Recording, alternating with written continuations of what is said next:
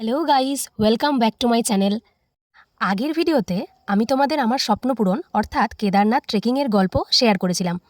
কেদারনাথ মন্দির দর্শনের পর এবং পুজো দেওয়ার পর অর্থাৎ কেদারনাথ মন্দির গেলে যে জায়গা না গেলে কেদারনাথ যাত্রা অসম্পূর্ণ, আজ আমি সেই যাত্রার কথাই তোমাদের সাথে শেয়ার করব।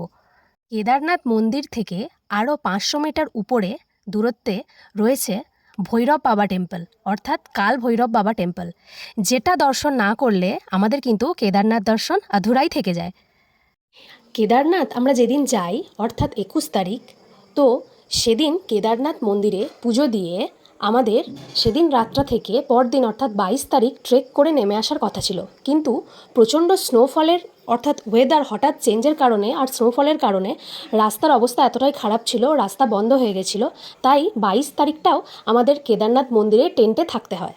22 তারিখ দুপুরবেলা সুন্দর স্নোফলের দৃশ্য উপভোগ করতে করতে আমরা কেদারনাথ মন্দির থেকে আরও 500 মিটার উপরে অর্থাৎ কাল ভৈরব বাবা অর্থাৎ ভৈরব বাবা টেম্পল দর্শনের জন্য বের হয়ে যাই। তো তোমরা এখানে দেখতেই পাচ্ছ, এটাই হলো কাল ভৈরব বাবা টেম্পল, যেখানে না গেলে বা যেটা না দর্শন করলে তোমাদের কেদারনাথ যাত্রা অসম্পূর্ণ বা আধুরা থেকে যায়।